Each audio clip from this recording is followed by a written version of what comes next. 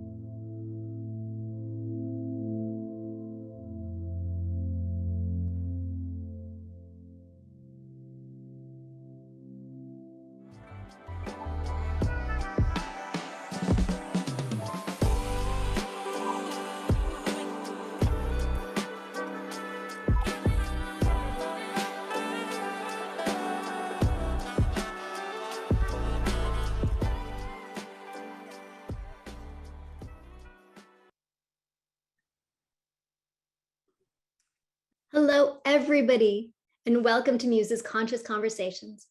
This is the fourth session in our Brain Health series, and it is absolutely wonderful to have so much of the community here. My name is Ariel Garten, and I'm one of the founders of Muse, and I'll be your host today for a deep dive into the new Muse S Gen 2 and digital sleeping pills, as well as shepherding you through more information on cognition and sleep.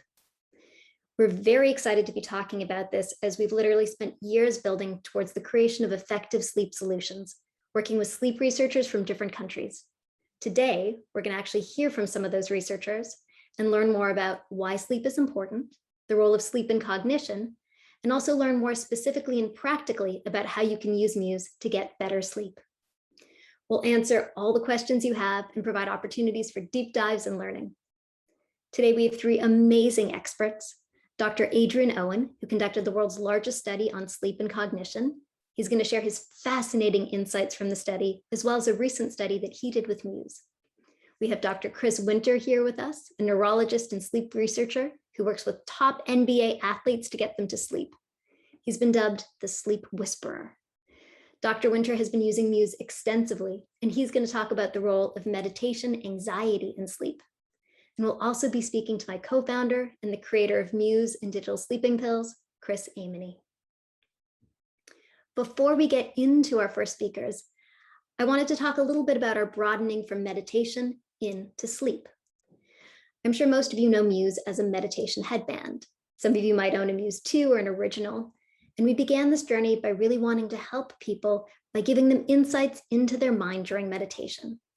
And we were able to create a technology that could track these delicate emotional states and actually translate them into experiences that helped you meditate, this very difficult and often opaque practice. We then came out with the first Muse S in 2019, and that's where you saw us venture into the sleep space with our sleep tracking and sleep journeys. But we'd actually been researching sleep in the background with our own scientific research team and our collaborators for years, aiming to help people with deep insights into the brain into another opaque and incredibly important state, sleep, and then to try to create experiences that could really support and help the practice. So if you think about it, meditation and sleep really go hand in hand. So to us, helping and supporting sleep was a natural progression. Because when you meditate, one of the things that you're doing is focusing on your breath with the intention of calming your busy mind and disengaging from thoughts about the past and the future. Well, when you prepare to go to sleep, you're trying to do something similar, or at least you're trying. When your head hits the pillow at night, we all know that our mind can invariably have a ton of busy thoughts flying around it as we think about what happened in the day or make mental preparations for tomorrow. And that, of course, makes it really hard to sleep. It also makes it really hard to put those thoughts to rest, let them go, and just drift off into slumberland. What we've found through our own research and research done by others is that incorporating a regular meditation practice into your routine can make you a better sleeper. In fact, it's a really virtuous cycle.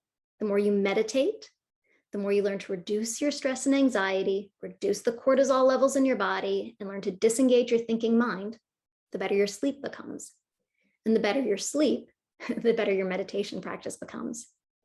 When you meditate, you're literally training your brain, like going to the gym, to stay in the present moment, unencumbered by sticky thoughts. And this ability to let go of busy thoughts is really key to letting the mind be able to fall asleep. And of course, the better your sleep, the more refreshed and focused your mind will be, the better your day, and the better your meditation. However, it takes time to build this virtuous cycle of sleep and meditation. What we heard from a lot of you is that while you found meditation quite beneficial for sleep, sometimes you needed something extra to help you get to sleep immediately. And the result is the Muse S Gen 2 with digital sleeping pills. I know digital sleeping pills seems like a weird concept, but I will explain them to you right now. So the digital sleeping pill is an immediate solution for falling asleep. So whereas developing meditation practice takes time, digital sleeping pill can help you right in the moment. And both, of course, lead to a better sleep, which ultimately leads to a healthier brain.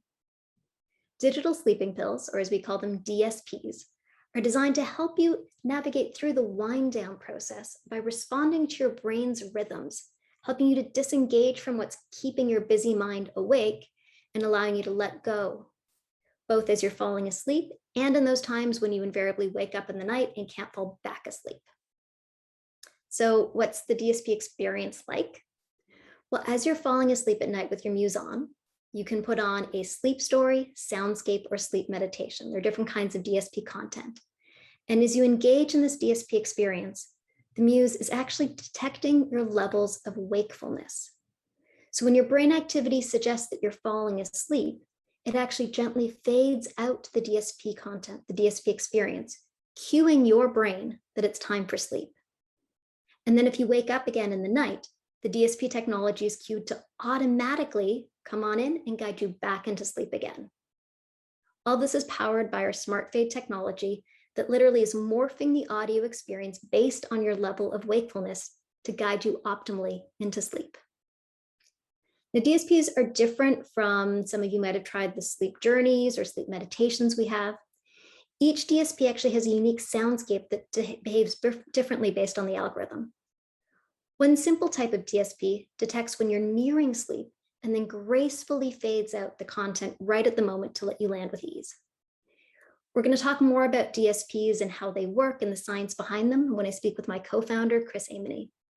And then I'm also going to spend some time at the very end of our session actually describing how the DSP is used and walk you through the app.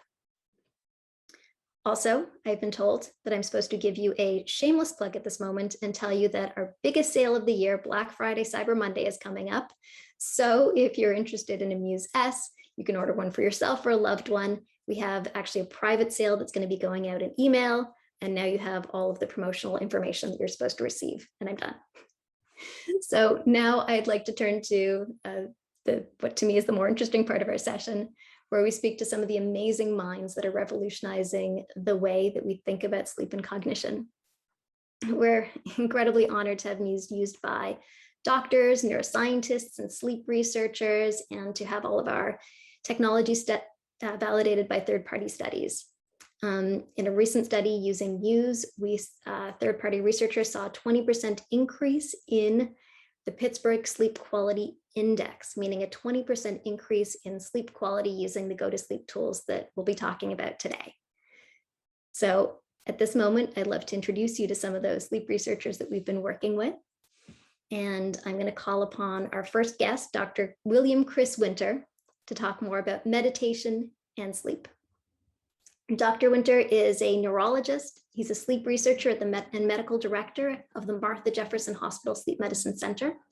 He's also the Sleep Medicine Center for specialist for multiple NBA, NHL, and NFL teams, as well as teaching mere mortals like us to sleep. He's the author of a book, Why Your Sleep is Broken and How to Fix It. Dr. Winter has been working with Muse for years, even prior to us being a sleep tool, and we are so honored to have him here today. Dr. Winter, please turn on your camera and mic and join us. You are here. Awesome. Welcome, Chris. Thank you, Ariel. Appreciate you having me. And that was a very nice introduction. And on that note, on page 125 of my first book, published in 2017, which means I had to have written it in 2016, I do talk about Muse. So it's recorded in the annals of history that, yes, I saw your tool as soon as it was shown to me many years ago and thought this will be revolutionary for people who struggle with sleep, even before you all dove into it, because it's such a wonderful tool. So it's fun to be here to talk about it. And I was not paid by anybody to put that in there, so I'm not shamelessly plugging anything. It was genuinely from the heart. Everybody needs to know about this device. Awesome. Thank you, Dr. Winter. So let's first talk about why our sleep is broken, the provocative title of your book. Can you give us some insight into that?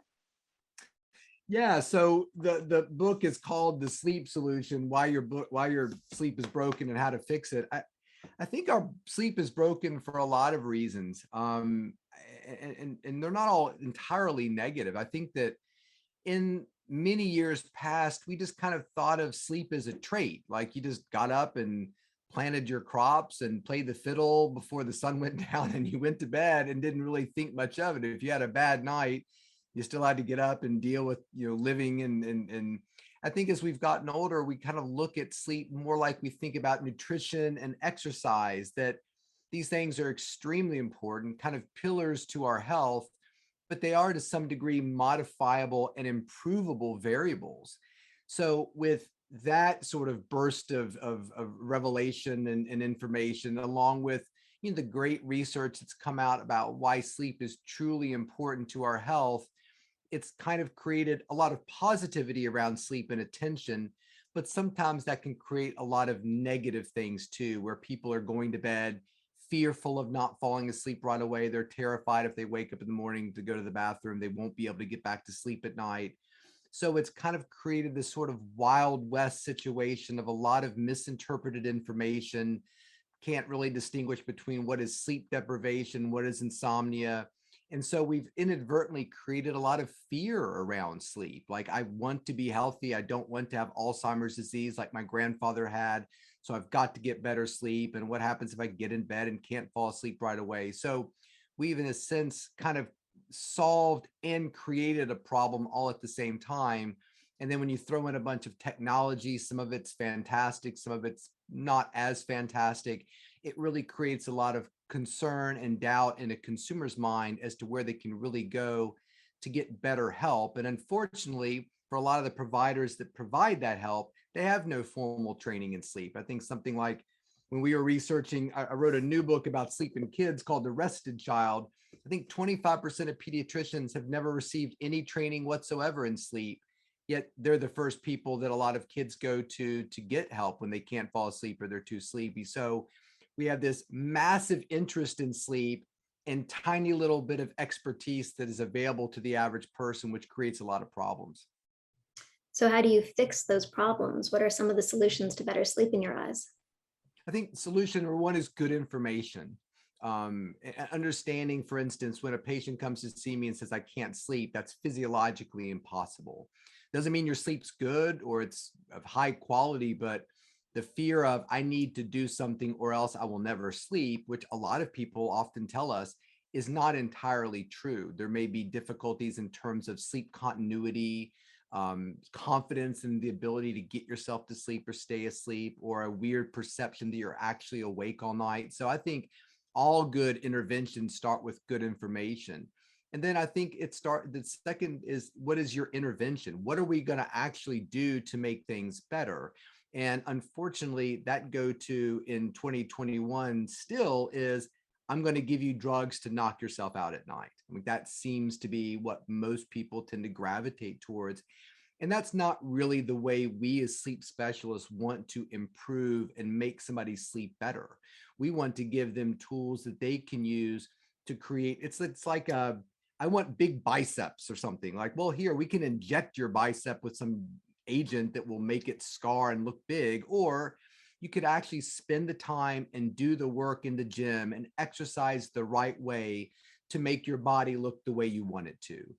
And what I like about the Muse platform is that it's giving people both that information and feedback about their sleep, but also practical tools to not only sleep better, but like you said, learn the importance of rest and meditation in your life. There's a reason why I called my new book The Rested Child and not The Slept Child, because I feel like there is a feeling in our country that if you're in bed and you're not asleep, that something's wrong, you're wasting that time. I mean, how many times have you heard the tip, if you get in bed and you don't fall asleep in 15 minutes, get out and go do something, because God forbid we be in bed awake. And I think that we need to understand that we can get tremendous benefit and joy and positivity from being in bed awake, meditating, praying, using something like a Muse. This is very restful time, a very restful and impactful time for our body. And once people start to embrace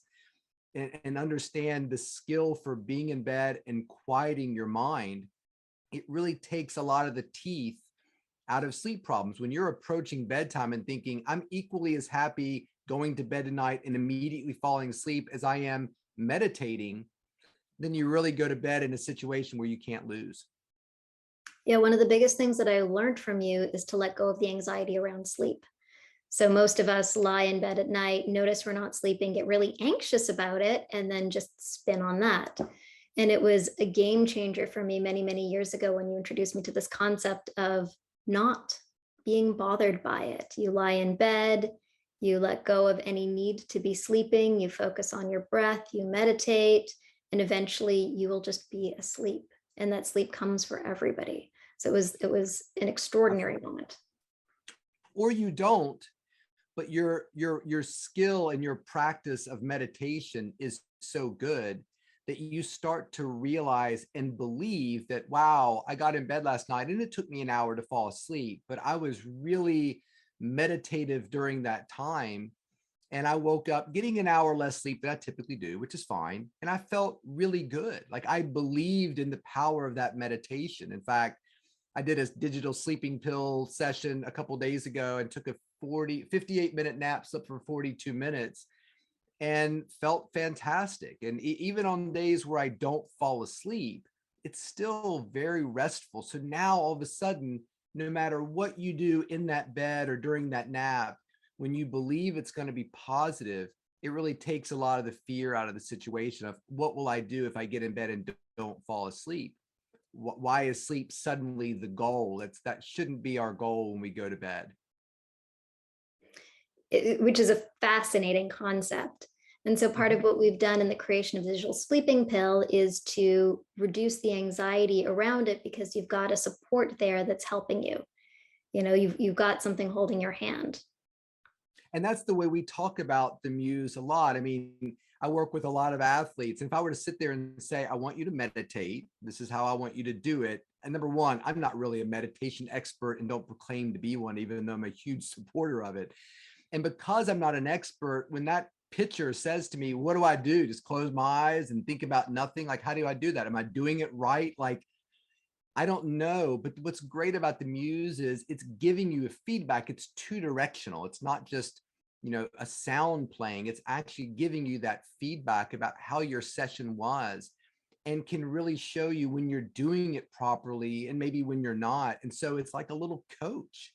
And I find that to be extremely impactful, particularly for people who are kind of new to the concept, because it can almost be anxiety provoking when you're trying to meditate and you're not sure if you're doing it right. It's like when I go to a yoga class with my wife and everybody else seems to know what they're doing. And I'm like, is this a downward dog? Like, am I doing this? Or is my butt too high up in the air? Like, there's so much anxiety about it. I'm probably losing 50% of what the yoga session is trying to create, because I'm so concerned about whether I'm doing it right or not. And Muse, like you said, is a guide. It's a coach that allows that person to have a partner in that journey towards better rest and recovery. Thank you. If you have any last tips that you can share to people to get better sleep, what would you share? Yeah, I mean, I think a big tip right now for both adults and kids is schedule. I think we've lost a lot of that schedule because of COVID and the changes we have. So while on the surface, working from home can seem great, it may be taking away some of the structure in your life. Even meditation, I think I talked to a woman today, is one of my patients. She meditates every morning when she wakes up and every evening around 6 o'clock before she watches the news. So all those little things, meal timing, exercise, meditation, your sleep schedule, trying to create a structure, even if you have the capacity to not have structure, can be extremely impactful to the benefit of your sleep and your 24-hour circadian rhythm, I think. Awesome. Thank you so much, Dr. Winter. Thank you for your insights today. I wish we had time for more conversation, but if you want to hear more, you can pick up Chris's book. We also have an Untangle episode that Dr. Winter and I did together with more details about how to sleep. Thank you, Dr. Winter. Thanks for having me, Ariel. I don't wear it all the time, but I wear it a lot. That's awesome. Thank you so much. Feel free to turn off your mic and camera. Awesome. My next guest is my Muse co-founder, Chris Aimone. Chris is an electrical engineer who worked alongside Dr. Steve Mann, the inventor of the wearable computer. And Chris, in basically 1998 with Dr. Mann, built what was effectively Google Glass, long before Google did. Chris is a multi-talented engineer with multiple patents and inventions to his name. He's also a talented artist, musician, spiritual explorer, and able to translate between technology and the human experience. And he is the genius behind many of Muse's inventions, including digital sleeping pill. Welcome to the stage, Chris. Hey, thank you. Hey, it's really nice to be here with you. Yeah, this is like a super exciting moment for us. In some ways, I see it as the culmination of 10 years of work. I think, coming to our vision of Muse that we initially had, which seemed like an impossible dream. Now, seeing all the pieces come into place and really seeing like this next playground of opportunity for what this technology can do for people. It's really, really exciting. So let's start our conversation today talking about sleep and what is actually happening as you're falling asleep. There are all these fascinating states between awake and not awake. Can you give us some insight? Yeah, I think, it's very cool that each of us gets to have this totally wild experience every single night, especially if you turn your attention to it. And that's something that we've been doing because we've been working on the tech. But there's something very interesting that happens as we go from waking consciousness to sleeping consciousness, which is basically unconsciousness, where we have no memory of it. But there is this transition process that we go through. Some people call it the hypnagogic state. And this is a semi-conscious state where the brain is actually partially sleeping at this time. And so you might notice when you're falling asleep that things can get a little weird. You close your eyes and you're lying there in your bed and you're just recalling your day or doing whatever you do as you go to sleep. And then you might see what almost feels like the intrusion of dreams into that. You have some things that don't make complete sense. I mean, this can make it a great time for ideation, for example, because the things that come up to you are perhaps interesting and not normal, and in there's some novelty that could be really beneficial for what you're considering.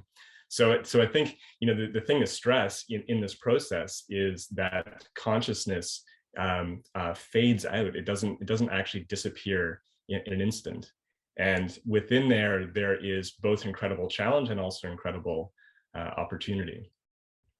Can you describe a little bit about what's actually happening in the brain during sleep, the different stages the brain goes through, or as you're falling asleep? Yeah, well, I think you can just I think most people have had some exposure to this notion of sleep stages. So we obviously get different kinds of sleep. There's a deep sleep. There's what we call REM sleep, where we're dreaming. And so we give these different stages names in the scientific community. So the stages where we're not dreaming are called the NREM stages. So when you go from wakefulness, towards a deeper sleep, you go through stage N1, which is the lightest version of sleep. Then you go into N2, and then to N3. N3 is the deep sleep. With the slow wave activity, people have a lot of delta brainwave activity in slow wave sleep. That's the stage where if someone were to wake you up, you just feel like you're yanked out of the deep ocean. You're like, oh, like, where am I? What's going on? This feels awful. And if we just sort of back up from there, so there's stage N2, and in there we have some interesting brain characteristics. We have something called a sleep spindle, which has been linked to a lot of things related to memory and performance. And so you have these sleep spindle activities, which are actually kind of like alpha waves, but a bit higher in frequency. And N2 is also what we consider to be an unconscious sleep. There is some sensory processing, but we don't remember any of it. And then backing up one more step towards wake, the N1 stage, this is a stage where we are semi-conscious. And so if someone were to come into your bedroom when you're in N1, you might actually think like, oh, hey, like I'm like trying to sleep, or I'm like, resting right now, what's up? Or, if they might ask if you're awake, you do, yeah, sure, I'm awake, I've just been lying here. And so I think what's interesting, I mean, back to what Chris was saying, simply just lying down and resting, can be so beneficial just in its own. I think one thing that's worth noting is that often in those resting states, we are actually partially asleep. We're in what scientists do classify as a sleep state, and we're getting some of the benefits of rest there. It's amazing. So for all the years that I've known you, you've had a lot of difficulty falling asleep, navigating the transition through that period until the creation of DSP. Do you want to tell us a little bit about that journey and how DSP was created? Sure. Yeah. I actually think that this is something that I inherited. And my father has like a similar relationship to sleep. It's very challenging for him.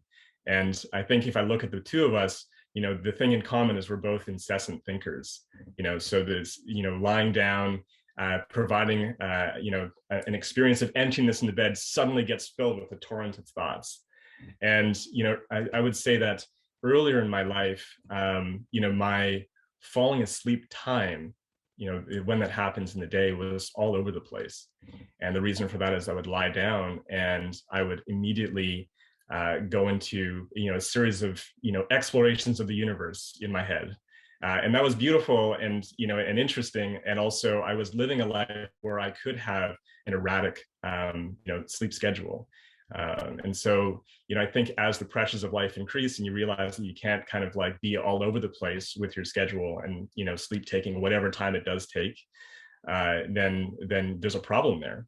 And so for me, the first step was getting into a meditation practice. And that was super useful because I developed a much higher level of cognitive control, and I could, with intention, approach my bed, clear my mind, and get to sleep quite effectively. But what's interesting about that hypnagogic state is you start to lose that cognitive control. And so while you might be able to hold, a steady course, once you're in that kind of like in between realm, all bets are off. And so the thing that has afflicted me like more recently in life has been not falling asleep, but actually the nighttime wake up. And what's interesting there is, if I look at my EEG, when I'm going through an experience like this, it's typically happening during or just after a dream state. And dreams are an emotional processing aspect of our brain's nighttime routine. And so if you are living in a very stressful time and a stressful life, probably you're going to have challenging emotions in your dreams. And when you wake up, those are still present with you. So you wake up and that emotional energy is still there, and those emotions can trigger thoughts, and then you're right down the rabbit hole again. And so so in my experience, the challenge is really rooted in having challenging emotional experiences, waking up and not having the cognitive control, perhaps not being a advanced enough practitioner of meditation where I could just drop right in again. I'm in that spiral of like thoughts and emotions. And so, the DSP was really created out of a need to try to do something about that.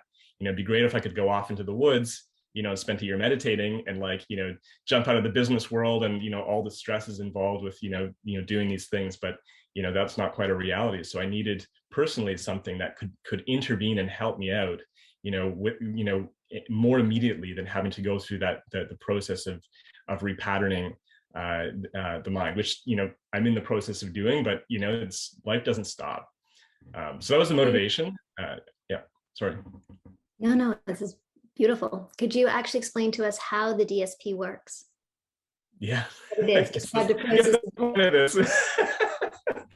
So what I discovered. And it's interesting. You look at the different kinds of sleep aids that people use, and obviously we can take drugs to help us find that drowsiness, which is kind of just taking a massive sledgehammer. And there's lots of other consequences of doing something like that. But you do see that people will fall asleep in front of a television or a movie, or listening to a favorite audiobook. And I was really interested in what was going on there. And, in my experience, playing with this and playing with different sleep solutions in the middle of the night, what I found was getting into a story, for example, really allowed relief from an emotion that I was experiencing, the emotion being the root of the discursive, thoughts that were the things that were, that's ultimately what was keeping me from going to sleep. So I found that, getting into a story had this amazing relief to it. Because you're now connected to a storyline, another set of emotions, you could put yourself there. But then you have this added problem of letting go of the story. And the more, interesting or exciting or pleasurable that story is, the harder it is to let it go. But on the other hand, the more pleasurable it is, the easier it is, the more powerful it is to actually take you out of the emotions that you're feeling. So what do we do with this? And I realized that there's actually a technological solution to this. And that is, if you get into a story, what happens is you take away the emotional root that's actually keeping you awake, and you discover that you're really tired, which is beautiful. So you start listening to this story, and then you immediately have moments where you feel yourself drifting. And I had this firsthand experience that was happening to me. I was like, oh, wow, I'm listening to the story and I'm drifting. And as I'm drifting, another thing happening is like, oh, hey, that's cool. What happened to this character? And all of a sudden I'm more wakeful again, because just as I'm drifting off, something else comes along, which pops me out again. And I was like, oh, well, wouldn't it be great if right at that moment, I could just pull out the carpet, and the story disappears.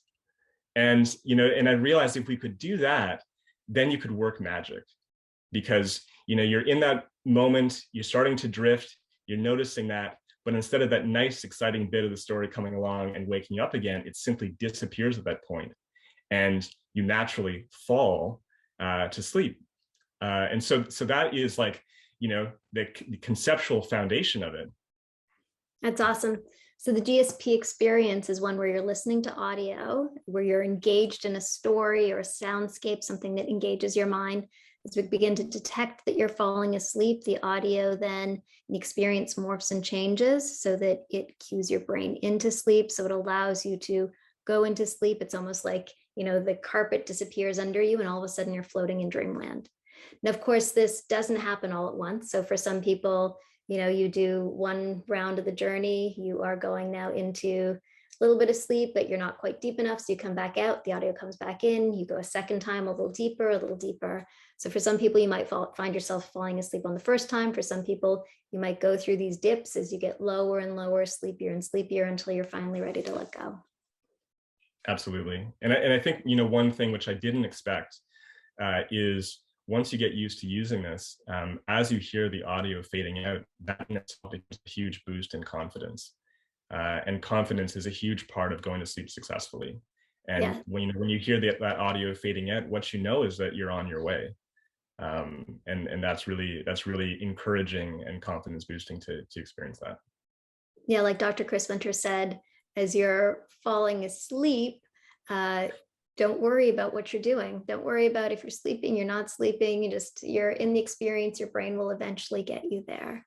So very much so with the Muse digital sleeping pills, just the process will take you. Don't worry about what's happening, not happening, just engage yourself in the process, just go with it and it will carry you eventually into sleep. And knowing that there's something there helping and supporting you really allows you to let go of any of the concern or anxiety associated with it. Don't worry about the technology. Don't worry about any of it. Just let it take you into sleep. So Chris, I would like to turn now to actually talking about the technology and the creation of the Muse S generations. Yeah, sure. Well, I'm totally jazzed by technology and the as I was, when we created Muse, we had a vision. And part of that vision was a brain sensing technology that was so comfortable that you could really take it anywhere in life, especially being able to take it to bed, a place where our comfort is paramount. Our 1,000 thread count sheets, and we take care of our bedding environment, so it's it's most cozy. So we really wanted a brain technology that could really be compatible with that and to be worn every night. But the reality was, when we created the first Muse, the technology to do that just simply didn't exist. And when we created Muse S, generation 1, that was really what caused that to happen was, the innovations in the textile electronics industry, had some really amazing material advances that allowed us to sort of do this magic thing that we'd always wished to do. But by no means perfect. This being a new technology, there's a lot of things that we wanted to improve upon.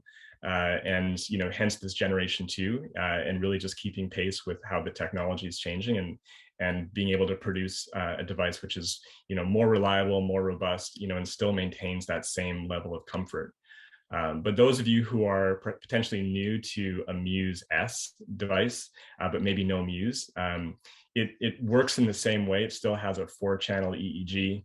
It still has a multi-channel PPG sensor for your heart rate.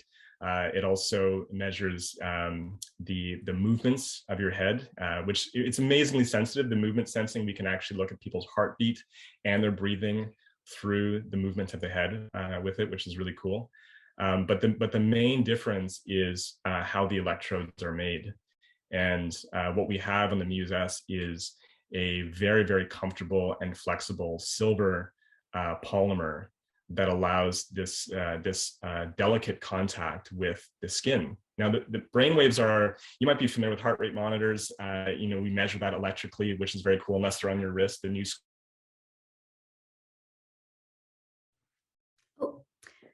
I have lost Chris's audio.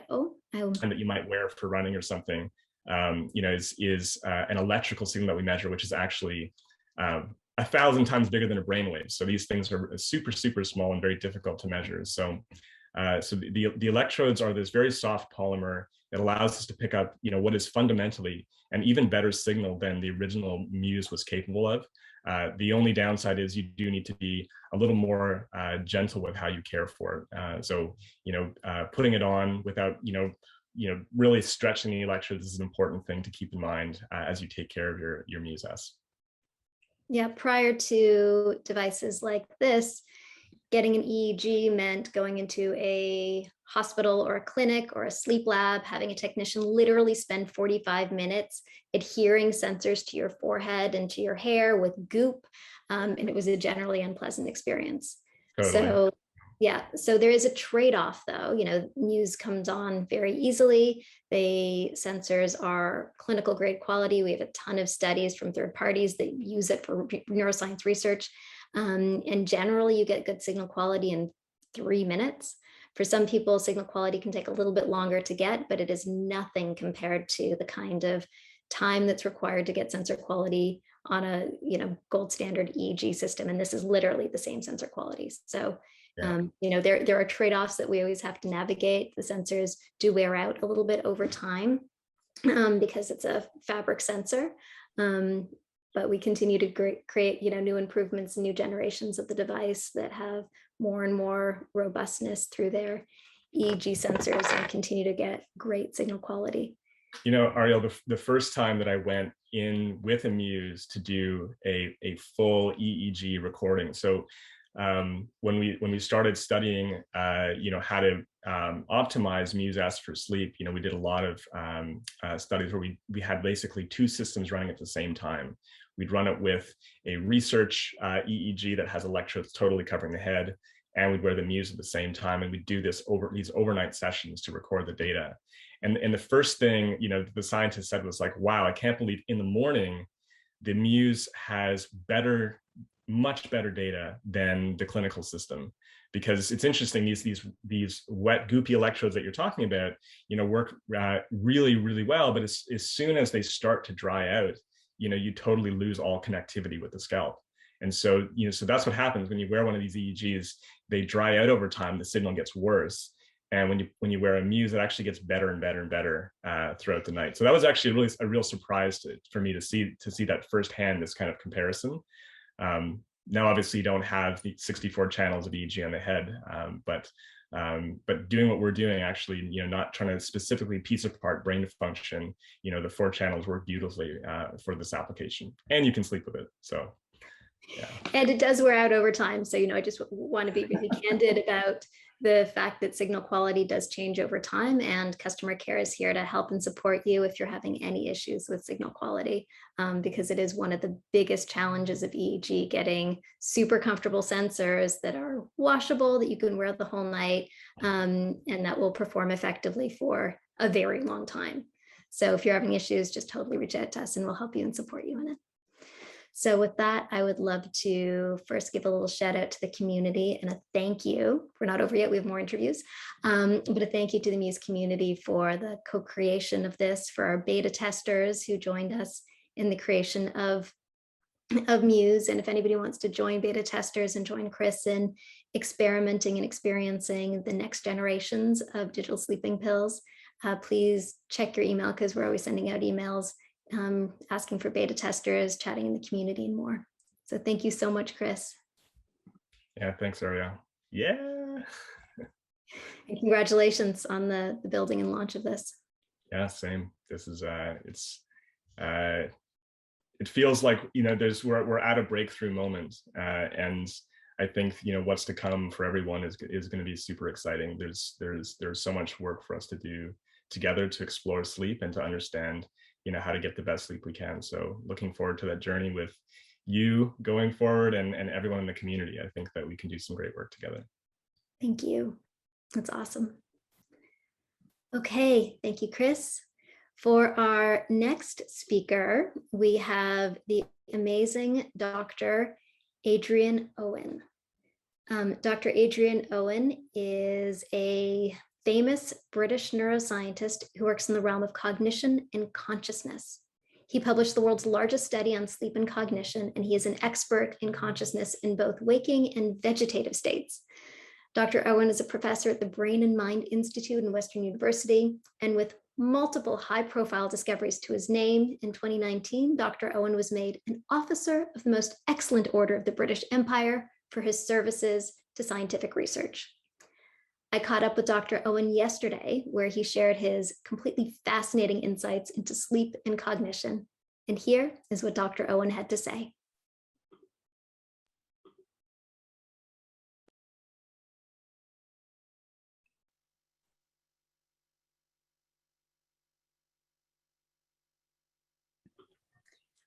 Hello, Adrian. Thanks so much for being able to catch up with us and share your knowledge.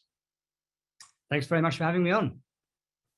So I know you did the largest study in sleep and cognition in the world. Can you tell us about it and some of the interesting insights that came from it? Oh, I can. Yes. In 2017, we asked 10,000 people about their sleeping habits, and we looked at their cognition and related it to how long they slept, typically how much sleep they had every night, when they went to bed, these sorts of things. Of course, we found, not surprisingly, I suppose, that 7 to 8 hours is exactly the right amount of sleep if you want to optimize your cognition. But there were some surprising findings. For example, too much sleep was as bad as too little sleep. So having less than 7 to 8 hours is pretty bad for your cognition, but also having more than 7 to 8 hours is also bad for your cognition. So there's this sort of sweet spot at 7 to 8 hours that everybody should try to get to maintain their best cognitive performance. So how bad was it to sleep, let's say, 6 hours? It was pretty bad. In fact, we had one thing I should say is about half of our sample were, by our definition, not getting enough sleep, and that is having less than 7 to 8 hours a night of sleep. There were people that were having 6 and even 4 hours of regular sleep, and these people, their performance was significantly impaired. I mean, it's difficult to talk about individual scores, but people were performing very much more poorly on tests of reasoning, tests of verbal abilities, tests of decision making, or these sorts of things, when they were down at anything less than, say, 6 hours sleep. And I really don't even want to talk about the people getting by on 4 hours a night. They were doing really quite poorly. I hear in one of our earlier conversations, you said that poor sleep was equivalent to about doing 9 years worse on your test. Right. Yes, because we had people of many, different ages, and of course, aging also affects cognition. People won't be surprised to hear that the older you get, generally the poorer you perform on cognitive tasks. We were able to relate loss of sleep to sort of an equivalent in terms of an increase in age, and exactly that. People that were down, let's say, between 4 and 6 hours of sleep a night were performing like somebody who was actually 10 years older than they actually are. So if you're 50 and you're getting less sleep than you should, you'll be performing cognitively like a 60-year-old. Moral of the story, get more sleep. Now, I know you've said that just one night of sleep can restore your abilities. That's correct. Yes. So the other thing that we did is we asked people not only how much sleep do they get regularly, but how much sleep do they get last night? That is the night before we tested their cognition. And therefore we were able to equate whether last night was average sleep for them, or was more than they usually get, or less than they usually get. And based on that, we were able to demonstrate that one night's good sleep in poor sleepers, or people who typically don't have enough sleep, is actually enough to restore cognition. So, I mean, that's good news. It means that even if you've had a prolonged period of poor sleep, not getting enough sleep every night, you can get back to your optimal performance with just one good night's sleep. Though ideally you want to do it more than just once. Well, that's true. You wouldn't want to, suffer cognitively for long periods of time and then just bounce back every so often with one good night's sleep. Ideally, you get in that 7 to 8 hour sweet spot every night. Now, not all aspects of cognition are the same. I know with the Cambridge Brain Science test that you do, you test a wide range of different types of cognition. Can you talk about the types that are affected by sleep and the types that are not? Yeah, I mean, that was actually another really interesting finding. One might think that if you didn't get enough sleep, everything is affected. Perhaps your attention is poor, your ability to remember what you have to do during the day is poor, your ability to make decisions. And as you say, with Cambridge Brain Sciences, we were able to measure all of these different aspects of cognitive function. And interestingly, memory wasn't impaired at all by a lack of sleep. It really had no effect on any of our tests of memory. So, if you haven't had enough sleep last night, don't worry. You're not going to forget that important appointment during the day, or forget where you parked your car, or indeed where you put your car keys. But on the other hand, what we call executive functions were much more seriously impaired. And these are things like decision making, planning, and problem solving. And people might think that, well, these are things that I don't need to do very often. But actually, if you think about something like decision making, we make hundreds of decisions every day, from small decisions like, have I got time to get to the shops before I have to pick up my kid from school, to big decisions like, should I marry this person, or should I buy this new expensive car? So decision making is exceedingly important as far as general cognition is concerned. And that was the thing that we found was most impaired by lack of sleep. People's ability to reason, to see through the solutions to simple problems, and to make even quite simple decisions. Thank you. And so you recently ran a study using Muse's go to sleep interventions. Can you talk about the study and the findings? I can, yeah. So this was a 6-week study. We had a bunch of volunteers who volunteered to use the Muse intervention for 6 weeks. At the beginning of that period, we did a lot. We asked them a lot of questions about themselves and about their lifestyle and these sorts of things. We did some cognitive tests. We looked at their sleeping patterns. They then used the Muse intervention for 6 weeks, and we tested them again to see if there had been any significant effects. Now, the entire group of participants was split into 4 groups. There were controls who did nothing. They had no access to the Muse device during the 6-week period. And then there were 3 Muse groups. There was a group that just did the Muse intervention. There was a group that did the Muse intervention and had, in addition to that, digital coaching to help them focus on what it was they were supposed to be doing. And a third group who had access to both digital and human coaching. So we had 3 Muse groups and 1 control group over the 6-week period. And what were the results that you found? I knew you were going to ask me that.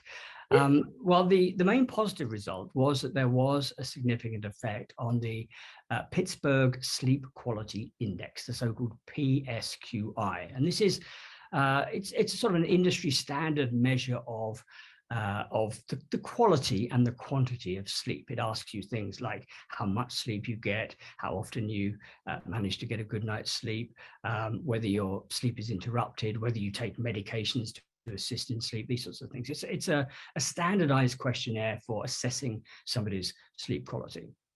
And of course, what we're looking for when we do a study like this is a statistical interaction. We're looking for something that changes in one group of participants that is different to the other group of participants. And what we found in our results is that the 3 Muse groups all improved their scores on the Pittsburgh Sleep Quality Index, whereas the control group didn't. So over the 6 weeks period, there was a significant improvement in the Muse groups relative to the control group. And what would you say the magnitude of the improvement is? How much does it represent? Well, I can tell you in absolute numbers. I mean, for example, the control group actually had a marginal improvement of about 7%. It isn't significant, and we see that many times in these sorts of studies where there's a small change over time. The Muse groups varied actually between about a 20% improvement, which would be about 13% more than controls, and a 27% improvement. That was the group who had both the digital and the live human coaching. So a 27% improvement in the Pittsburgh Sleep Quality Index, and that's about 20% more than we would see, than we expect to see in healthy participants who aren't using the Muse.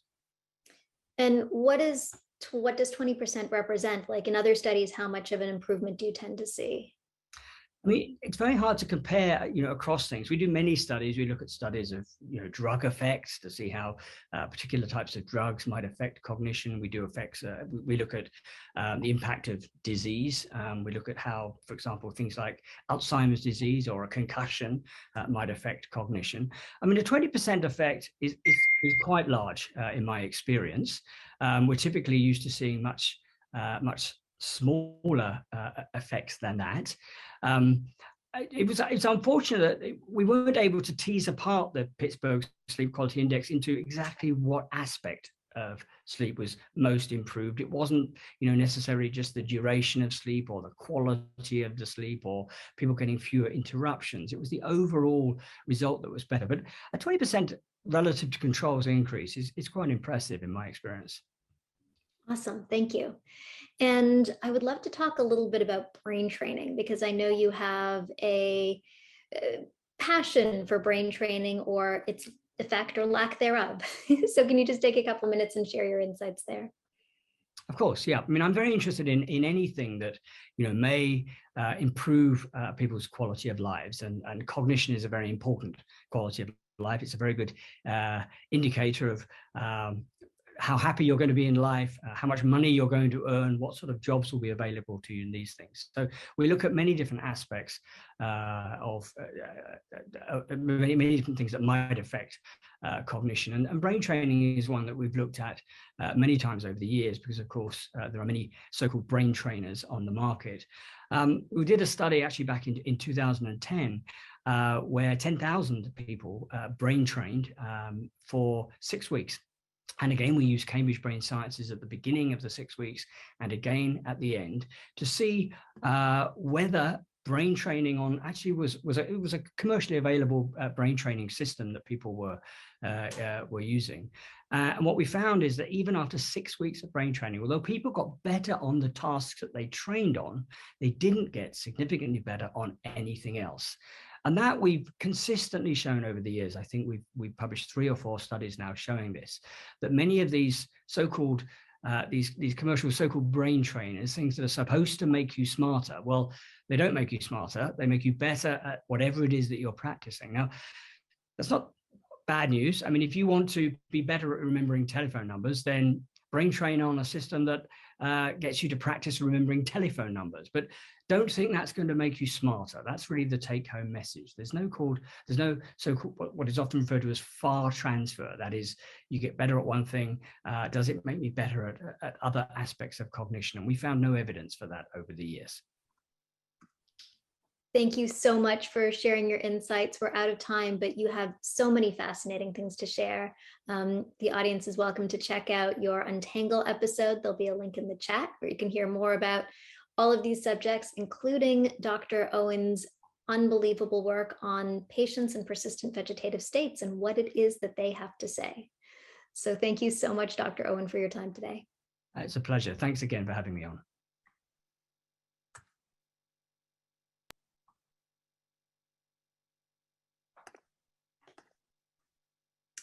All right. Well, that was Dr. Adrian Owen. He really is an incredibly fascinating neuroscientist. His most famous work is done on individuals in persistent vegetative states, where he literally was able to communicate with them, have them communicate back, and hear what people who have been vegetative and unconscious for over a decade were able to say. You can check out more of him in his book, Into the Gray Zone, and also our Untangle episode. Untangle is the Muse podcast where we communicate with neuroscientists, meditators, and more to learn about the brain, the mind, and life. So we're currently at the 1 hour mark, but we will continue on with more content for those that want to stick around. Next, I'm going to take you through how to actually use the digital sleeping pills. It's a very brief description just of how to set it up and how to use it. And throughout this conversation, our amazing team has been answering the questions in the Q&A and in the chat. And as soon as we're done talking about digital sleeping pills, which will take about 10 minutes, we will then continue to answer all of the questions. So I'm going to be sticking around for quite some time to make sure that everybody has all of their questions answered. With that, let me share how to use digital sleeping pills. So for those of you that already have a Muse device set up, you simply can continue to use your new Muse with your existing Muse app. For those of you that are new to Muse, you'll be downloading the Muse app, pairing it with your device, and making sure that you have enough power to do an overnight session. So this is the new Muse. There are 2 sensors on the forehead here, just like our old versions of the Muse. There's a reference in the center, and EEG sensors actually behind the ears, with the PPG sensor right over here, and the remaining accelerometer, gyroscope, and more in the pod in the center. When you go to do an overnight session, you want to make sure it's fully charged. That would be 3 hours for people who have the Gen 2 or 5 hours with the Gen 1. If you're just doing a meditation session, you don't need to worry about full charge. So to put on the Muse S Gen 2, it's just the same as the Gen 1 with a little bit of a shift. You don't want to be stretching the sensors. So in order to maintain your sensor quality, don't stretch your Muse in this direction because that can stretch the sensors itself. Otherwise, it's pretty robust. So open it up at the back, extend it as much as you need to, clasp it behind your neck. And then you'll, like every Muse, slip it on up to your forehead and connect the area here behind your ears. Make sure there's no hair there, and then tighten it up at the back of your head so it's nice and snug, just so it's comfortable. The Muse S Gen 2 fits a much wider range of head sizes. We're able to make some modifications to make it go very small. So if it feels too big, whatever your head size is, you can probably make it small enough or big enough to fit it. Once you've got your Muse device on and you're ready to do a sleep session, simply cozy yourself into bed, slip on your Muse, and then open the Muse app. When you open the Muse app, you're going to see a meditation screen first. In order to get to the sleep screen, you just press the little moon button at the bottom, and that takes you into the world of Muse for sleep. So at the top, you're going to see the DSPs, the brand new digital sleeping pills, and below that, journeys, soundscapes, and guidances. So anybody who's purchased a Muse S Gen 2 will have access to the digital sleeping pills immediately. So when you open it, you'll see it. Anybody who has a Gen 1 will gain access to them, I believe, on December 21st. At that point, you might just want to refresh your app to make sure you have access. We do our rollouts over a little period of time. So if you don't have access immediately, you'll have it shortly. When you're in the DSP section, click on the intro to DSP, and that will walk you through how to use it for the first time. And then once you listen to that, you can navigate to the different kinds of content. So move the slider left to right, and you'll see the different kinds of digital sleeping pills available. We have sleep stories. Now, stories are literally what they sound like, stories that help you fall asleep, and they fall into two types. There are ones that are exciting and engaging for people who need a little bit more meat to keep their mind from wandering, stories like Sherlock Holmes. Then we have stories that are very sleepy, like A Slice of San Francisco, that involve lots of sleepy cues to help you relax and just let your brain go into sleep. We have ambient soundscapes, which are beautiful audio experiences. And then we also have biofeedback soundscapes. So the biofeedback soundscapes actually include elements that are being built from your own body in biofeedback. And what that does is it is able to entrain your biorhythms to help you fall asleep faster. So it's not like the Muse mind biofeedback where you're trying to do something or pay attention to it. This just is working the biofeedback in the background. Don't even think about it, but it'll start to entrain your biorhythms to help you slow down. And then we have sleep meditations, which are different forms of meditation built for sleep. All of these contain the Muse DSP technology that's going to help fade out and let your brain go, come back in when you need to, and fade back out again. So choose the content that you want to listen to, open your sleep stories, soundscapes, etc. Choose the one that sounds interesting to you, and then you can preview it. So press the green button, it'll download. The preview page will open. If you press play, then you can actually just listen to a preview of what it sounds like. If you decide you don't like that one to fall asleep to, press the X in the top corner, it'll take you back. If you decide you do like it, press next, then press start, and that will take you into your DSP. So at that point, you don't have to do anything. It will just start to play the audio, listen to it, enjoy it. Don't think about it, don't worry about it, just let it take you. Might take a day or two to get used to it, but once you do, it's quite effective. Now, for those of you who are advanced users, you're able to change some of the aspects of the sound. So just like all of our Muse experiences, you can personalize aspects of the volume and the experience to make it really dialed in for you. To do that, you press the settings button on the left-hand side of the screen there. that's going to take you into the settings. There you can adjust the amount of time that it takes to fade out. Now, most people don't need to adjust any of these settings, just use them as you want to. If you're nerdy and you want to go in, absolutely, you can adjust the time it takes to fade out. So make it longer or shorter for what feels right for you. You can adjust the amount of time it takes to fade back in. If there is both voice and a soundscape, you can adjust the balance to both of those. And then once you've found your perfect settings, you can even press play just to trial what it's going to feel like. So if you've adjusted your settings, you have everything to go if you want to, then you are ready to take your Muse into sleep. So got your Muse on, you've got your settings ready. It is just playing. Do not worry about anything at this point. Don't worry about your headband. You can roll over it. You can roll on it. It's fine. If it starts to slip around, just leave it alone. It'll be fine. It'll do its own thing. It's able to detect what's going on. Don't worry. Just listen to the audio, let it take you. It'll fade in, it'll fade out, it'll fade in, it'll fade out. Just let it take you away. And as soon as you've pressed start on your Muse Go to Sleep experience, the Muse actually starts tracking your sleep. So Muse is using EEG, which is essentially the highest level of quality you can get for sleep tracking. This is what they use in sleep labs, and we've done comparisons going head to head, pardon the pun, with Muse versus a full polysomnography system that you get in a sleep lab. And so the data is quite good. So when you wake up the next morning, what you're going to be seeing is your sleep score. So at the top, your sleep score is built by a lab grade algorithm that includes your age, your gender, the amount of time that you've slept, your sleep stages, etc. You can use this as a general guide to show you how well you've slept. Below that, what you're going to see is my favorite part, the hypnogram. And the hypnogram is going to show you the stages of sleep that your brain has progressed throughout the night. So at the top, you have wakefulness. Below that is REM, light sleep, and the blue at the bottom is deep sleep. Now, what a typical night of sleep looks like, a good night of sleep, is that you're going to see more deep sleep in your first half. So the first half of the night is where the majority of your deep sleep is.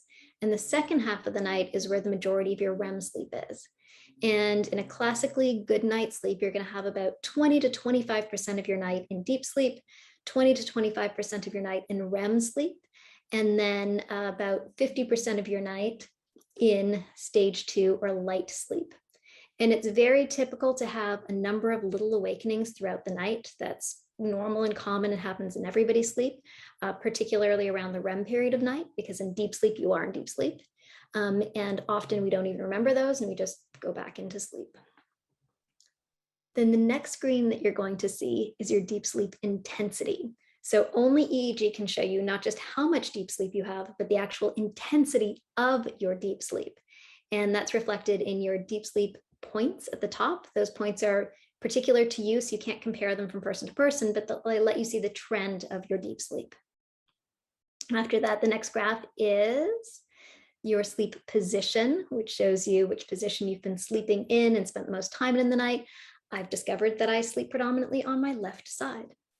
Below that, you're going to see your heart rate and your level of heart rate throughout the night, as well as your average heart rate. And then below that, you see your stillness score, and that's able to show you both your big movements throughout the night, as well as your small movements like leg twitches, etc. So those are all of the data that you're able to see in your sleep score and in your sleep session. And that is available using any of the sleep tools in Muse. So we've been talking mainly about DSPs, digital sleeping pills, that little section at the top if you have access to them. But we also have other forms of sleep intervention at Muse, journeys, soundscapes, and guidances. So the DSPs are the only ones that fade in and out based on brain state and state of wakefulness. But the journeys, soundscapes, and guidances are also great ways to help you fall asleep, especially for some reason you don't connect with the DSP experience. And everybody's different falling asleep. We really encourage you to choose what feels right for you. So journeys are beautiful guided visualizations that bring you into the hypnagogic state, paired with a soundtrack from your body. Soundscapes are just the biofeedback soundscape, because some people don't like people talking to them while they sleep. And below that, we have guidances, which are different forms of guided meditation specifically for sleep. And if you're feeling angry before you go to bed, we have a meditation specifically to help you release anger and fall into sleep. So you can really choose the thing that feels right to you. We've been talking here. All of this has an audio aspect to it, so you're going to be listening to it. If you don't have a bed partner, it's very easy to just play the audio off of your phone. If you do have a bed partner, some bed partners also like listening to the audio, and couples do it together. I've heard it multiple times. But most people just use headphones. For me, now that I know I sleep on my left side, I just use one earbud in my right ear, and then I'm not sleeping on it. Other people sleep with earbuds all the time, and it's totally comfortable. Choose ones that feel comfortable for you. It might be AirPods, it might be the over the head, it might be the Bose sleep phones, whatever feels great for you works just fine. So we've been talking about Muse for sleep, but Muse S generation 1 and 2 still has access to all of the amazing meditation experiences, just like we have in Muse 2 and Muse 1. So one of the things that we've heard throughout this session is the value of meditation for sleep. So we really encourage you to dig into the meditation sections of Muse as well as the sleep section to help support your sleep, particularly mind meditation. So mind meditation is built on a focused attention on the breath exercise, and it really trains your mind to quiet to move you into sleep. We also, of course, have meditations for brain, for heart, breath, and body. And of course, real-time neurofeedback during them and data that you get after the fact. So if you are curious a little bit more about signal quality, I want to talk about that for a brief second. As we discussed, Muse is a clinical grade EEG, and the clinical grade EEG for most people takes an inordinate amount of time to set up. So some of you might find that your Muse takes a minute to set up and gets great signal quality. Some of you might find that it takes more like 3 minutes or 3 to 5 minutes. One very easy way to improve signal quality is just by adding water to the sensors. Just dip your finger in water and put some water on the sensors. The Muse band itself is actually washable, not the pod, but the band itself can be washed just in water or dish soap, gentle soap. And if you find that you're having signal quality issues, please do reach out to customer care. Customer care is there to help and support you in any way. So we've said, EEG is very finicky. There are amazing benefits that come from it. But if you're having trouble, just reach out and we'll be there to help you. And if you want, next slide. And if you want more information overall, I am running regular webinars with me personally that teach you about using Muse for meditation, the different meditation types, how they connect to other meditation practices, how to use Muse for sleep, what happens in the brain during meditation, and more. There is a link in the chat currently where you can sign up for the Muse webinars, and we will be following up with more information. So really happy to do a deep dive in a small group with anybody on how to use your Muse and get more out of it. With that, I would like to very much thank the community, all the team at Muse, and everybody who is here today for the creation of this technology that we're excited to continue to generate and find solutions for sleep, for meditation, more of the things that can be difficult in our lives. So it's really an honor and a pleasure to be here building this. I'm going to invite my colleague David on so that we can now dive into the Q&A. I know my team has been busily answering questions in the chat and in the Q&A, and here I would love to personally answer as many questions as we can. David, please come on. Thank you so much for that, Ariel. And we'd like to thank you all for joining our session and for sending through your thoughtful questions. We'll be setting up a discussion group in our Muse community to address any questions we didn't have time to get to. You'll get an email with all the details and the recording and a special offer on Muse headbands. And a big thank you to our speakers for joining us today. We are so grateful to you, Dr. Owen, Dr. Winter, and of course, Chris, for sharing your expertise and meaningful insights. We've learned a great deal from you both. So Ariel, are you ready to answer some questions from our community? With joy and pleasure. Excellent. So the first question we have is, in the past, researchers and clinicians built expensive sleep labs where people had to spend the night in labs. Do you see opportunity to bring the labs into people's houses with Muse S? Will these sorts of devices eventually replace formal fixed location sleep labs altogether? Totally. Anybody who's done a sleep study knows how much it sucks to do a sleep study and how you really aren't able to sleep as you would normally do so.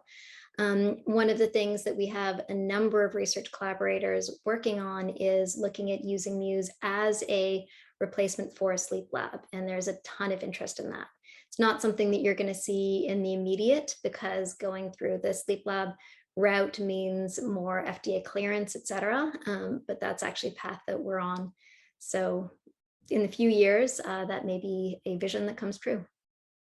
And right now it is indeed sleep lab quality data. When we have people from a sleep lab score the Muse data versus PSG night sleep, they perform identically. Okay, our next question is from Brian. Ariel, tell me if you can answer this one. Can this technology be used in some manner to initiate lucid dreaming? That's a great question for Chris, who has a deep fascination with this. So it's something that we actually have been experimenting with, and that Chris is very passionate about. Since we can deliver audio cues at various points, like when you're in REM, there is the kind of obvious possibility to use it for lucid dreaming. Our roadmap is a little bit stacked right now, but as we, have a lot of different use cases, but keep your eyes out. That might be something that you see either from ourselves or one of our development partners. Okay, our next question is from Daniel. Daniel wants to know, or says, I fall asleep within minutes and wake up after 5 hours and I feel refreshed. Do I need the normal 8 hours of sleep? That is a great question, and one that people often wonder. So Dr. Winter would say, use your sleep, how you feel the next day, as a judge for your sleep quality. So if you feel that you're awake and refreshed and engaged, then you're probably doing something pretty right. However, classically 5 hours is significantly less than good sleep. So it's people who are short sleepers can classically sleep for 6 or 6.5 hours. You may be somebody who can sleep for 5. One of the ways to test is actually to see how many sleep cycles you go through at the course of the night. So a sleep cycle is a cycle from wakefulness into deep sleep, into REM, back into light sleep, deep sleep, REM. It's very hard to actually track exactly your own sleep cycle because it's varied and all over the place. But people's sleep cycles can vary anywhere from 60 to 90 minutes, and you can have 4 to 5 sleep cycles in a good night's sleep, which technically means that somebody who's sleeping for 5 hours with a 60-minute sleep cycle is going to be getting just enough sleep. And most others, need the longer amount of time to get a 90-minute cycle 4 or 5 times. So you can explore your own sleep cycles and see if that's you. We do recommend lengthening your sleep through a number of different classical methodologies. But if you're feeling great and it's working for you and your sleep cycles really match up to 60 minutes each, and that's all the sleep you get, that could be the case. Though we do find that most people who are short sleeping are really short sleeping and are could benefit from greater sleep. Our next question is, have you explored using the Muse with binaural beats? Great question. So for those who don't know what binaural beats are, though I'm sure many of you do, a binaural beat is a tone that is played sort of offbeat from one another that actually induces the entrainment into your brain waves. So binaural beats can commonly be at 3 hertz or 4 hertz into getting you into theta or delta, 8 hertz getting you into alpha. And they really do work. So, with the Muse system, we can even see when you're playing a binaural beat, you can see the entrainment of that brain wave and that brain state to that particular place. We have not done it ourselves. It's not something that we offer. We do have a few development partners who are exploring binaural beats plus Muse. So again, that's something that you might see coming out from a partner over the coming years. And it's certainly something that you can experiment with yourself as well.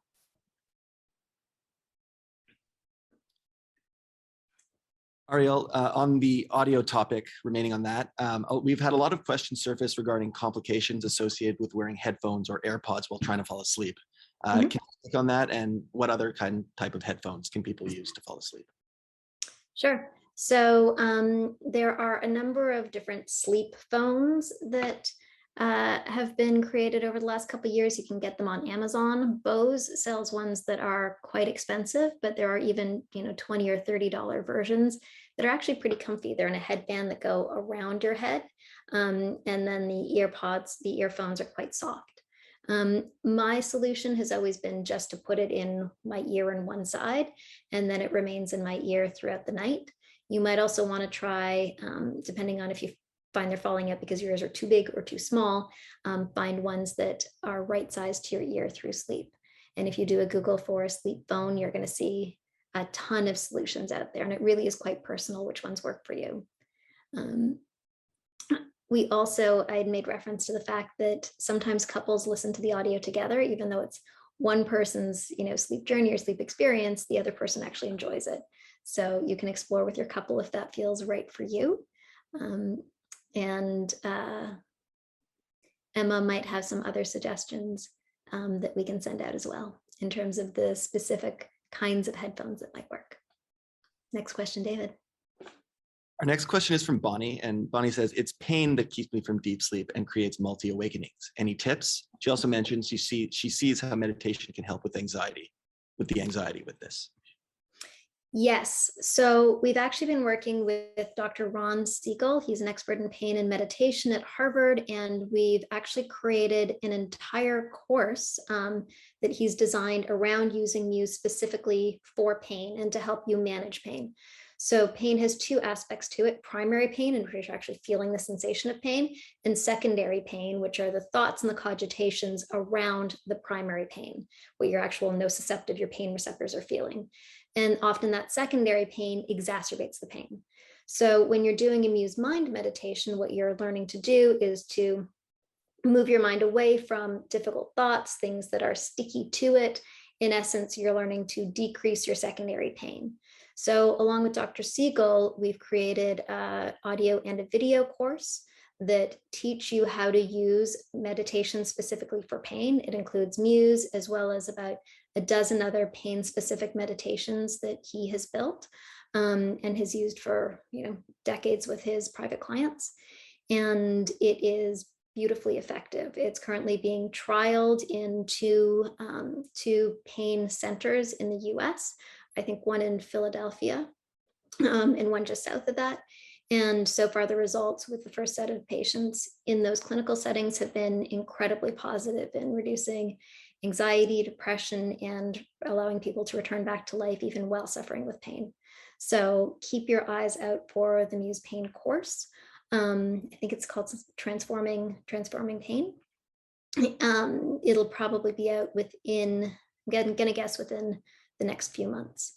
And in the meantime, know that although you feel pain, and I understand chronic pain, I've had some of it in my lifetime, that you can be gentle on yourself and be at ease and at peace, even while there are sensations that are happening. So thank you for that question. Ariel, Edward says that it takes him almost an hour to fall asleep. And he asks, would this new digital sleeping pill help me go to sleep in less than an hour? We hope so. So that's what studies using Muse's go to sleep experiences have demonstrated, that it reduces, it's called latency to sleep, the amount of time that it takes you to fall asleep. So, I encourage you to try it, give us feedback, but all indications are that it is really helping people fall asleep faster and fall back asleep faster when they wake up in the night. We have a question. This person says, I'm a Vietnam veteran. I literally sleep with one eye and ear set on vigilant. Any suggestions? I've used the Muse for about 7,910 minutes with 25,000 bird calls. Okay, so first of all, my heart goes out to you, and my thanks goes out to you for your service and what you've given of yourself and what remains with you. So thank you. I'm with that. In terms of vigilance and sleep, part of it is the recognition that you are, this is going to sound possibly quite cheesy, but you are safe and that you do not need to be vigilant anymore. And, there's many forms of treatment to deal with the vigilance that remains in PTSD. I noticed somebody in the chat put MDMA therapy, but there are many forms of therapies that don't require adding in an intervention. You may wish to try doing the meditation before sleep and the go to sleep experiences. And I'm also happy to actually reach out with you personally and give a couple more thoughts that may not be appropriate to share in a wider audience. But thank you for that question. I should also mention I'm not a doctor, and so this does not constitute medical advice, but does come from our experience in working with difficult thoughts. Thank you. Devesh asks, have you observed any difference in sleep pattern for people who are neurodiverse or who have ADHD? And can this pill or Muse mind meditation help this community? Great question. We love neurodiversity. And yes, of course, everybody's brain is a little bit different, and you can certainly subtype the different types of brain activity that may happen.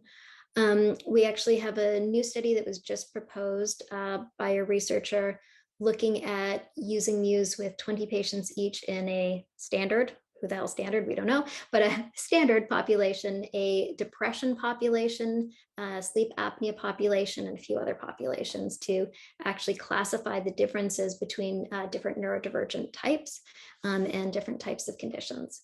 So yes, there are differences to the brain.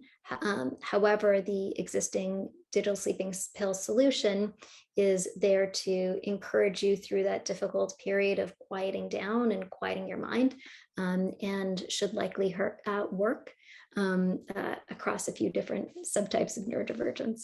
So again, I encourage you to try it and give us feedback. Kelvin asks, can the new Muse S detect periods of REM? Of course. So the Muse S very easily detects periods of light sleep, deep sleep, awakening, and REM. So you'll see quite clearly on your hypnogram when you're in REM sleep. Next question.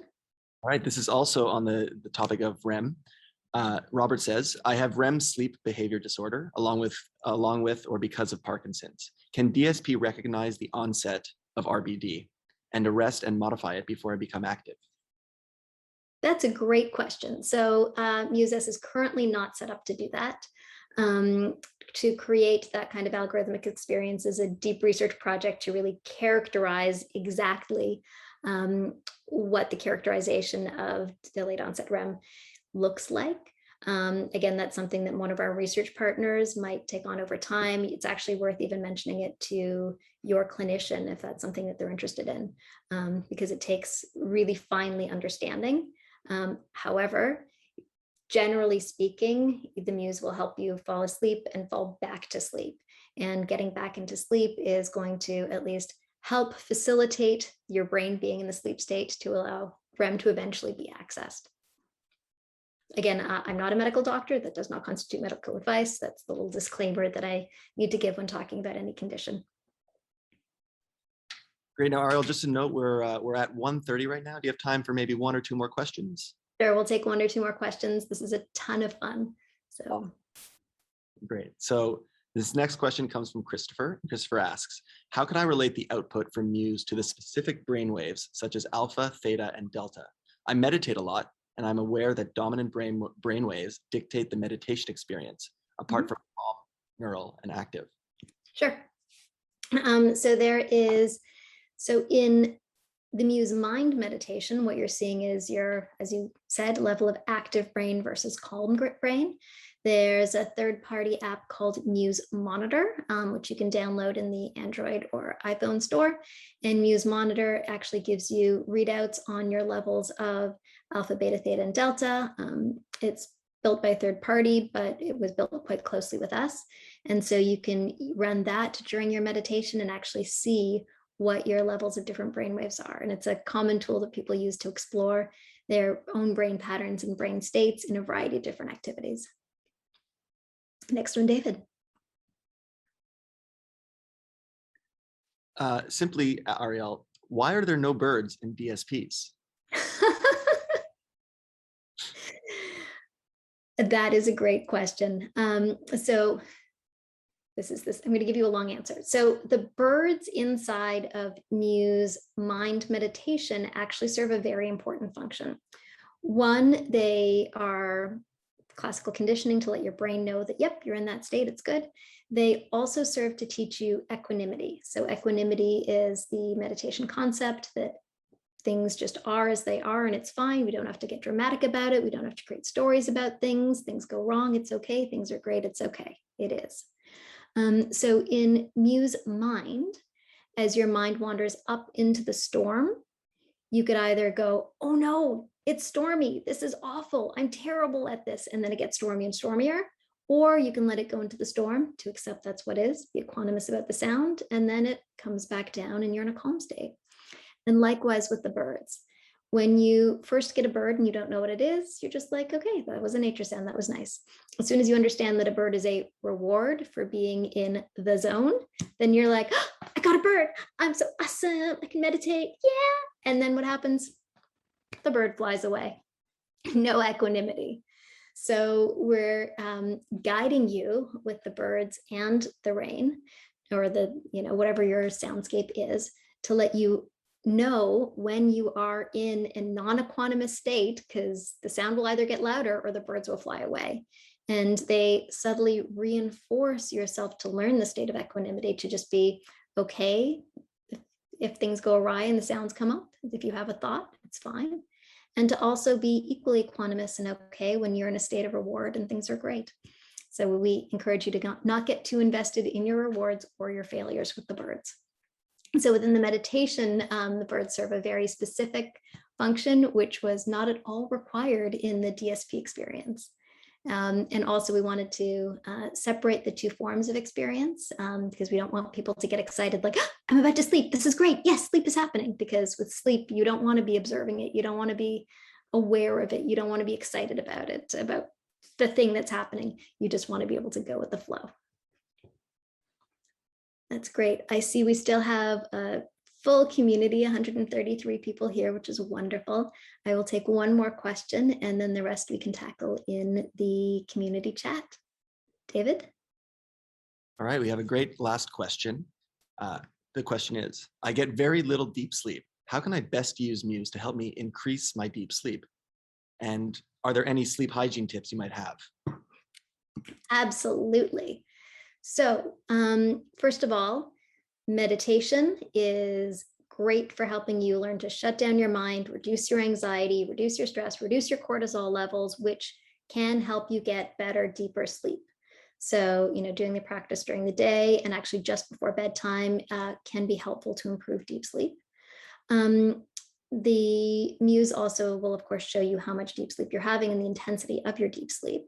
In terms of the general sleep hygiene tips to improve sleep overall, which can include improving deep sleep, you want to, one, as Dr. Winter said, make sure that your sleep and wake times are consistent. So our brain runs on a circadian rhythm, and our brain is very easily entrained into when it is to go to sleep with the release of melatonin and when it is to wake up with the light in our face. So try to keep a consistent sleep and wake time. Make it dark before sleep. You want to be dimming your lights 30 to 90 minutes before bedtime if you have the patience to do that. That will cue your melatonin production for it to increase, which will allow you to sleep hopefully more efficiently and deeply. You want to put light in your face in the morning, like sunlight, lamplight, whatever it is, to wake yourself up and turn off your melatonin production so that you really have this nice, tight on-off loop that happens at the same time every night that really trains your brain and body to sleep. You also probably want to reduce your caffeine after noon. So there's another mechanism in our brain that helps us sleep, and that is the adenosine receptor. So as adenosine builds up in your brain over the course of the day, it increases your sleep pressure. So the more adenosine you have, the more pressure your brain has to sleep, until it is so much pressure, so much adenosine built up and attached to its receptors, your brain just can't help but fall asleep. So fortunately and unfortunately, the way caffeine works is it's able to bind to the adenosine receptor, keeping adenosine from signaling you to go to sleep. So when we have a cup of coffee, the caffeine filters into the adenosine receptors. You feel more alert and awake because the sleep pressure is reduced. However, the half-life of caffeine is 6 to 8 hours, and that's just for half of it to get out of your body. So if you have a coffee at 2 o'clock, by 10 p.m., you're just starting your, you're starting to get rid of all of it from your body. So you want to probably stop having caffeine. For some people, it's around noon. For some people, it's about 2. We all metabolize caffeine at different rates. And so you can have your ultimate sleep pressure, which will make sure that you are sleeping deeply. So a lot of people are like, oh, I can drink a cup of coffee. It doesn't bother me. It's fine. That might have been true when you were 20, but we become more caffeine sensitive as we age, and we degrade caffeine slower as we age. And so you probably are affected with caffeine in ways you don't realize, which is disrupting your deep sleep. Believe it or not, sleeping pills also disrupt deep sleep, as does alcohol. So alcohol is not a great solution for putting to bed, because although it might do so initially, it wakes you up in about 3 or 4 hours as the sugar is metabolized, and the alcohol itself disrupts your brainwave activity in your deep sleep. So with that, there are a few tips for sleep. You'll probably find more sessions and offering for us on sleep. I'm happy to have all of you join our future webinars where we talk about meditation, sleep, and all good things, and how to use Muse. You can sign up with the link in the chat. And with that, I will bid all of you a wonderful afternoon or evening if you're joining us from Europe. And thank you all for being amazing members of the Muse community, of co-creating this experience with all of us. And we look forward to what we'll be creating together in the future.